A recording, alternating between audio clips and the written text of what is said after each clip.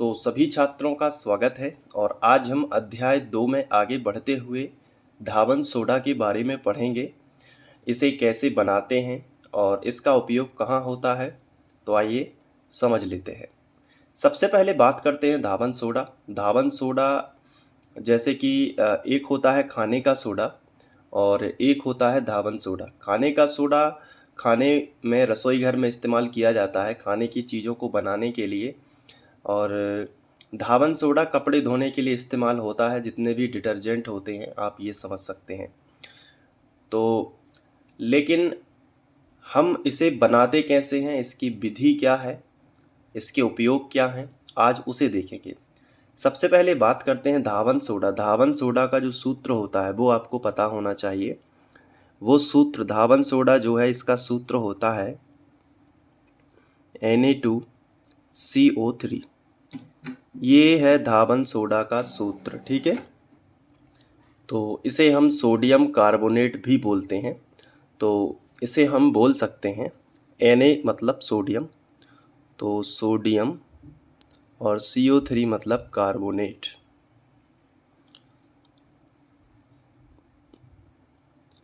ये हो गया सोडियम कार्बोनेट। अब इसे कैसे बनाते हैं, तो दो प्रकार के सोडा हैं। सोडा कितने प्रकार के हैं? दो प्रकार के। एक है खाने का सोडा और दूसरा है यहाँ पे धावन सोडा। तो सोडा को हम दो कैटेगरी में बांट सकते हैं। एक है खाने का सोडा, यहाँ पे हम लिखेंगे, और दूसरा है धावन सोडा जो हम पढ़ रहे हैं, ठीक है। धावन सोडा, खाने का सोडा जो है, इसका फॉर्मूला भी आपको पता होना चाहिए, सोडियम बाई कार्बोनेट, या फिर इसको बोलते हैं सोडियम हाइड्रोजन कार्बोनेट। मतलब इसको बाई भी बोलते हैं या फिर हाइड्रोजन भी बोल देते हैं। तो सोडियम हाइड्रोजन कार्बोनेट या sodium by carbonate. Dhawan soda का तो हम फॉर्मूला लिख ही चुके हैं, सोडियम कार्बोनेट सीधा सीधा Na2CO3, ये सोडियम कार्बोनेट। तो ये बेसिक हमें पता होना चाहिए। अब ध्यान से समझो, धावन सोडा यदि हमें बनाना है, मतलब हमें अगर ये बनाना है, तो इसकी हेल्प से बनता है, खाने के सोडे की हेल्प से। देखो कैसे। अगर हम खाने का सोडा गर्म कर दें, मतलब NaH, सोडियम बाई कार्बोनेट, यदि खाने का सोडा जो है इसे यदि हम गर्म कर दें, क्या कर दें? गर्म, यानी कि ऊष्मा इसमें से दे दें, तो इसके जो है टुकड़े टुकड़े, यानी कि ये विघटित हो जाता है, और विघटित होकर सबसे पहले तो बनाता है सोडियम कार्बोनेट यानी धावन सोडा Na2CO3। इसके साथ में हाइड्रोजन जल बनाता है और कार्बन डाइऑक्साइड। तो मेन क्या है इसमें, ये देखो, ये धावन सोडा बन गया ना, साथ में जल और कार्बन डाइऑक्साइड। अब इसमें जो है बैलेंस करने के लिए यहाँ पे देखो दो सोडियम है, लेकिन इस तरफ क्या दो सोडियम है? आंसर है नहीं है। तो यहाँ पे दो का गुणा कर लो, बाकी चीज़ें अपने आप बैलेंस हो जाएंगी, कोई टेंशन लेने की ज़रूरत नहीं है, ना ही देखना है, अपने आप बैलेंस है। बस सोडियम देख लो, इस तरफ कितने हैं? दो, इस तरफ भी दो हैं। अब आप चेक करने के लिए चेक कर सकते हो कि दो हाइड्रोजन ये हैं, दो हाइड्रोजन ये हैं। कार्बन यहाँ पे देखो दो का गुणा है C में, तो कार्बन कितने होंगे? दो। यहाँ पे देखो एक कार्बन ये है और एक कार्बन ये है।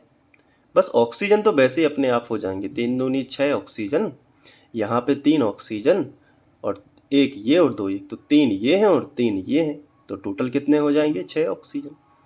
तो धावन सोडा कैसे बनाया हमने? तो धावन सोडा बनाना है तो खाने के सोडे को गर्म करना है। तो खाने के सोडे को जब गर्म किया जाता है, खाने का सोडा बोल सकते हैं या फिर हम बोलेंगे सोडियम हाइड्रोजन कार्बोनेट। क्या बोलेंगे? Sodium hydrogen carbonate. तो जब सोडियम हाइड्रोजन कार्बोनेट को गर्म किया जाता है तो धावन सोडा यानी सोडियम कार्बोनेट, इसका जो दूसरा नाम है वो क्या है? Sodium carbonate. ओके, ठीक है। और ये तो आपको मालूम है, ये जल का सूत्र है, ये कार्बन डाइऑक्साइड का सूत्र है, ठीक है। तो समझ में आ गया ना।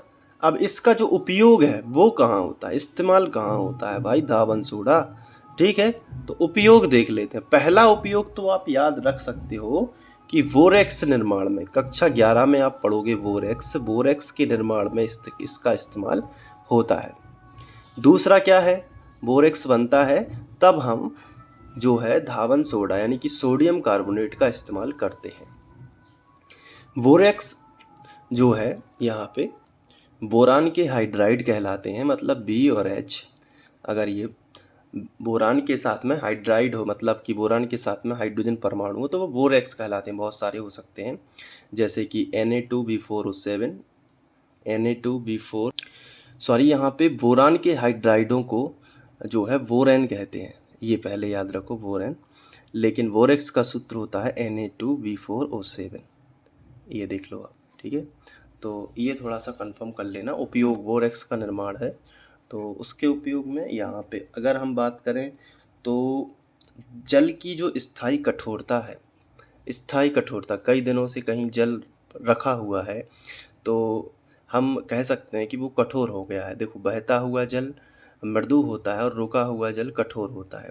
जैसे तालाब का पानी रुका हुआ होता है लेकिन नदी का पानी चलता हुआ होता है, तो नदी का पानी होगा मृदु और तालाब का होगा कठोर। तो उस कठोरता को समाप्त करने के लिए भी किसका इस्तेमाल होता है, तो धावन सोडा का। तो कठोरता जो है उससे समाप्त होती है, किसकी, रुके हुए जल की, या फिर जल की कठोरता दूर करने के लिए, ऐसे भी लिख सकते हैं। अभी मैं आपको नोट्स में दिखा दूंगा। अब तीसरा जो है वो कांच, साबुन जैसे उद्योगों में हम इसका इस्तेमाल करते हैं। कांच के उद्योग में, कांच जहाँ बनता है वहाँ पे धावन सोडा का इस्तेमाल होता है। और साबुन इस्तेमाल, साबुन तो वैसे ही मैंने शुरू में ही आपको बता दिया था कि डिटर्जेंट, साबुन सारे के सारे धावन सोडा से ही बनते हैं। तो आइए नोट्स में देख लेते हैं ताकि आप क्लियर हो जाएं धावन सोडा बनाने की विधि और इसके उपयोग से। हालांकि 2 उपयोग आपसे पूछे जाएंगे तो मैं आपको दिखा देता हूँ। तो ये देख लो कि विधि में सोडियम हाइड्रोजन कार्बोनेट, मतलब ये देखो, सोडियम हाइड्रोजन कार्बोनेट को गर्म करने से कार्बोनेट या धावन सोडा प्राप्त किया जा सकता है। ये देखो धावन सोडा, इसके बारे में ही हमने पढ़ा है। और साथ में जल और कार्बन डाइऑक्साइड बनती है। उपयोग में हम लिखेंगे कि कांच, साबुन एवं कागज उद्योगों में।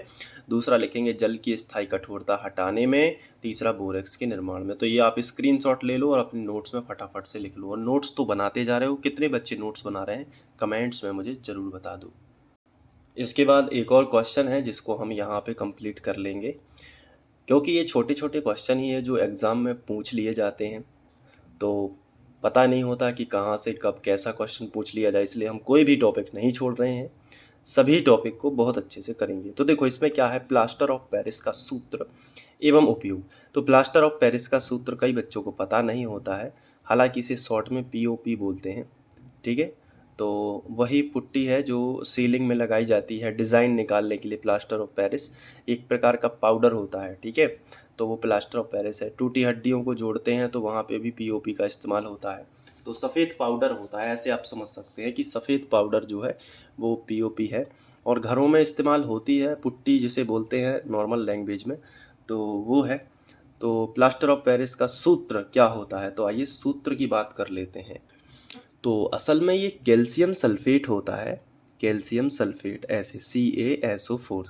Ca मतलब कैल्शियम, SO4 मतलब सल्फेट।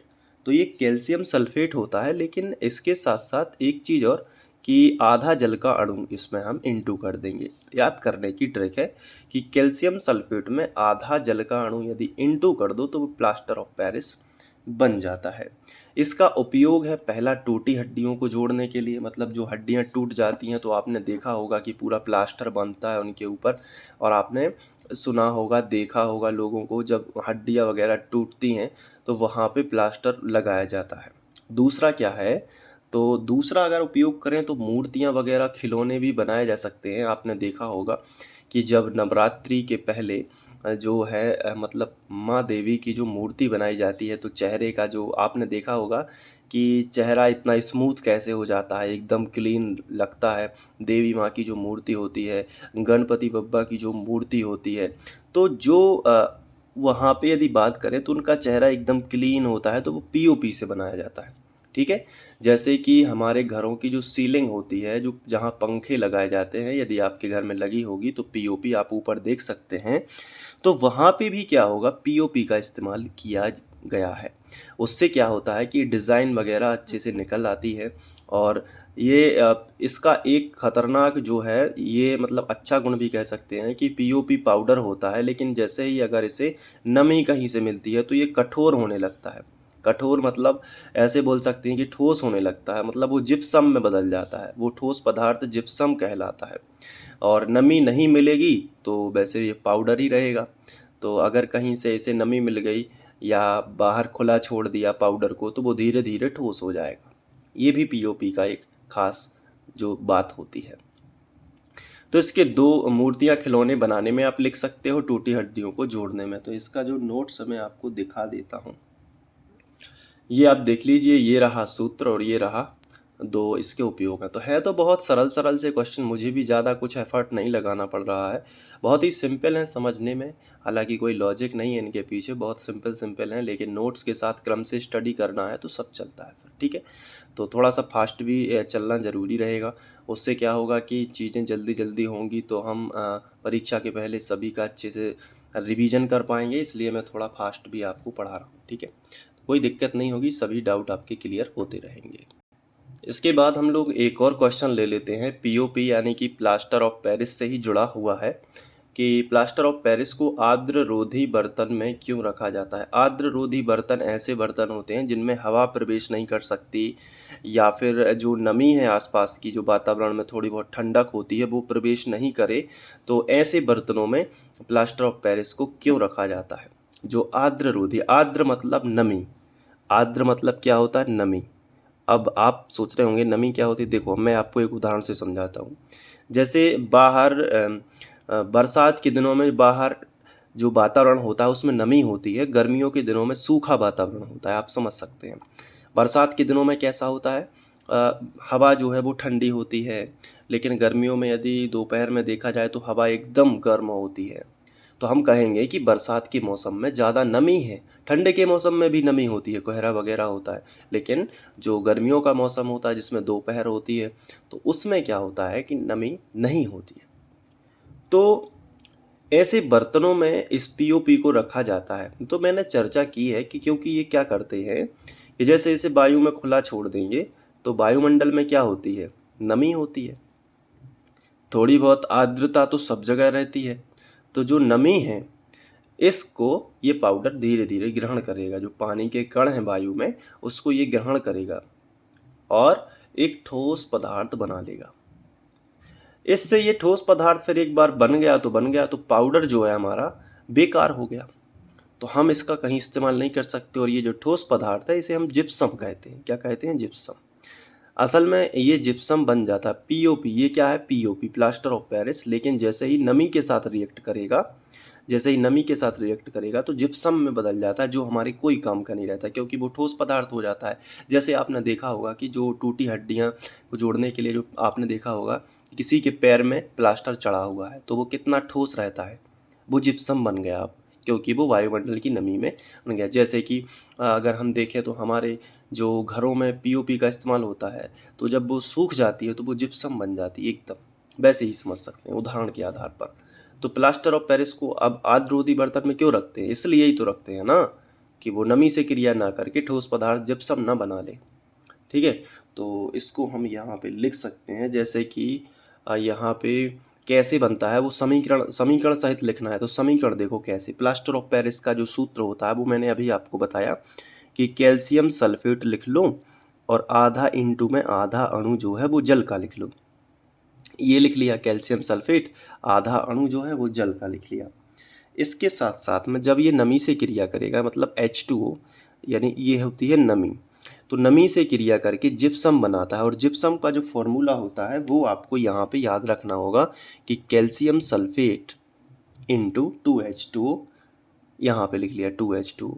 तो अब देखो यहाँ पे 2H2O बन गए हैं, लेकिन यहाँ पे एक और आधा मतलब कि 1.5 H2O है, ऐसे समझ सकते हैं। तो यहाँ मिनिमम हम 2H2O का गुणा कर देंगे।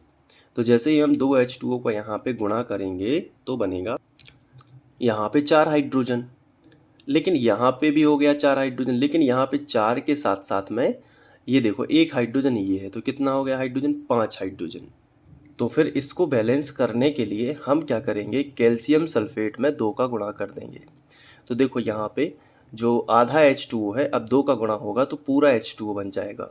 तो 2 H2O मतलब पूरा H2O जब बनेगा और यहाँ पे 2 का गुणा यहाँ पे भी हो जाएगा, तो यहाँ पे देखो 2 दूनी 4 H2O हो गए, 2 दूनी 4 H2O, और यहाँ पे केवल 1 H2O ये बन जाएगा, आधा आधा 2 बार है ना, तो आधा आधा 1 H2O यहाँ पे बना और 2 H2O यहाँ पे है, तो 3 ही हो रहे हैं, तो यहाँ पे कर लो 3, तो 3 और 1 हो जाएंगे 4 H2O।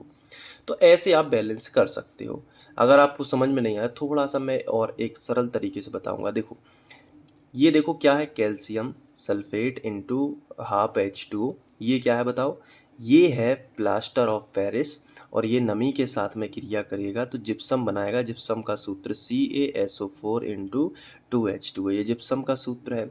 अब हमें यहाँ पे H2O बैलेंस करना है, तो यहाँ पे आधा H2O है तो इसको पूरा H2O कर लो, H2O बटे 2 है ना, मतलब आधा H2O है तो इसको 2 का गुणा कर लो, तो अब ये आधा H2O नहीं है, ये पूरा H2O हो जाएगा यहाँ पे, ऐसे समझो। लेकिन 2 का गुणा करने से कैल्शियम भी 2 हो जाएंगे, तो यहाँ पे 2 कैल्शियम यहाँ पे भी कर दो। इस चक्कर में 2 दूनी 4 H2O हो गए, कितने, 2 दूनी 4 H2O। तो इस तरफ तीर के चिन्ह के इस तरफ टोटल कितने H2O हैं, 4 H2O। यहाँ पे 1 H2O ये है, तो यहाँ पे 3 का गुणा कर दो, तो 3 और 1 4 H2O, और यहाँ पे भी 4 H2O, बाकी कुछ देखने की ज़रूरत नहीं है। तो ऐसे आप बैलेंस कर लेना। तो आइए नोट्स में कैसे लिखना है मैं आपको दिखा देता हूँ। तो नोट्स में ऐसे लिख लो कि प्लास्टर ऑफ पेरिस एक आर्द्रताग्राही पदार्थ है। आर्द्रताग्राही मतलब नमी अपने अंदर ग्रहण कर लेता है। कौन, प्लास्टर ऑफ पेरिस, वही पाउडर, सफ़ेद पाउडर, ये नमी ग्रहण करता है। अतः यह आर्द्रता या नमी से क्रिया करके कठोर पदार्थ जिप्सम, जो कि मैंने आपको दिखाया था, तो कठोर पदार्थ क्या बना लेता है, जिप्सम बना लेता है। इसलिए इसे आर्द्ररोधी बर्तन में रखा जाता है, आर्द्ररोधी बर्तन में, ठीक है, जिसमें नमी या कुछ भी अंदर ना जा सके। तो जैसे पॉलीथिन होती है, एयर निकाल दी जाए तो उसके अंदर, ये रिएक्शन हमने अभी अभी समझी है, तो ये आप देख के लिख सकते हो। इसके बाद यहीं पे एक क्वेश्चन और देख लेते हैं कि CaOCl2 का प्रचलित नाम क्या है। तो ये ब्लीचिंग पाउडर है, तो मैंने यहाँ पे मतलब नोट्स में लिख लो, कभी पूछ लिया जाता है, एग्ज़ाम है, कुछ भी पूछ सकते हैं, क्योंकि वो आपको पूरी तरीके से चेक करेंगे कि आपने कैसे कैसे पढ़ा है। तो इसलिए उसके बाद कुछ और क्वेश्चन मैंने शामिल किए हुए हैं जो कि आपकी NCERT बुक में दिए गए हैं, लेकिन हम इनको पहले ही पढ़ चुके हैं। तो यहाँ पे बस देखना बस है, कॉन्सेप्ट हम पहले ही पढ़ चुके हैं। देखो उस पदार्थ का नाम बताइए जो क्लोरीन से क्रिया करके विरंजक चूर्ण, तो हमने बनाया था ना विरंजक चूर्ण बनाने की विधि, तो ये कैल्शियम हाइड्राइड होगा जो कि बुझा हुआ चूना कहलाता है। तो ये नोट्स में लिख लेना, 28वें नंबर का होगा। इसके बाद है कठोर जल को मृदु करने के लिए किस सोडियम यौगिक का उपयोग किया जाता है, तो ये भी हमने पढ़ा हुआ है। तो ये कौन सा है, सोडियम कार्बोनेट। धावन सोडा जो उपयोग में हमने देखा, धावन सोडा बनाने की विधि और उपयोग, उसमें हमने ये पढ़ा हुआ था। तो ये भी अच्छे से नोट कर लेना, वीडियो को पॉज करके स्क्रीनशॉट लेना, जो भी आप करो। इसके बाद जो 30वां क्वेश्चन है कि सोडियम हाइड्रोजन कार्बोनेट के विलयन को गर्म करने पर क्या होगा। ये भी हमने देखा धावन सोडा बनाने की विधि में कि जब सोडियम हाइड्रोजन कार्बोनेट को गर्म किया जाता है तो सोडियम कार्बोनेट यानी धावन सोडा बनता है। ये पढ़ चुके हैं हम लोग, और जल और कार्बन डाइऑक्साइड। तो अब आप देख सकते हैं कि कभी भी यदि टॉपिक रिपीट होने लगे तो समझ जाओ पूरा पढ़ रहे हो। कहीं से भी यदि टॉपिक रिपीट होने लगे तो समझ जाओ कि पूरा पढ़ रहे हो, कोई भी चीज़ नहीं छोड़ रहे हो, और ये एक खास बात है। चलिए अब इसके बाद देखो प्लास्टर ऑफ पेरिस की जल के साथ क्रिया, तो ये भी हम लोग देख चुके हैं। देखो ये जिप्सम बना, ये प्लास्टर ऑफ पेरिस, मतलब इसको उल्टा कर दो तो ये जिप्सम बन जाएगा, ठीक है। तो प्लास्टर ऑफ पेरिस की जल से क्रिया होती है, नमी से क्रिया होती है, तो ऐसे होती है, जो कि ध्यान रखेंगे आप। तो ये आप जो समीकरण है इसको भी कर सकते हैं। अगर ये समीकरण नहीं लिखना तो एक और हमने लिखा है, वो भी आप लिख सकते हो। प्लास्टर ऑफ पेरिस की जल से क्रिया मैं आपको बता देता हूँ। ये देखो प्लास्टर ऑफ पेरिस की जल से क्रिया, ये देखो, तो ये जिप्सम बनता है, ये भी रिएक्शन बैलेंस है, और यहाँ पे ये वाली रिएक्शन भी बैलेंस ही है, ये वाली, सॉरी, ठीक है। अब NCERT अभ्यास करेंगे हम लोग, तो नेक्स्ट क्वेश्चन में करेंगे, ठीक है। तो मिलते हैं नेक्स्ट क्वेश्चन में, थैंक यू।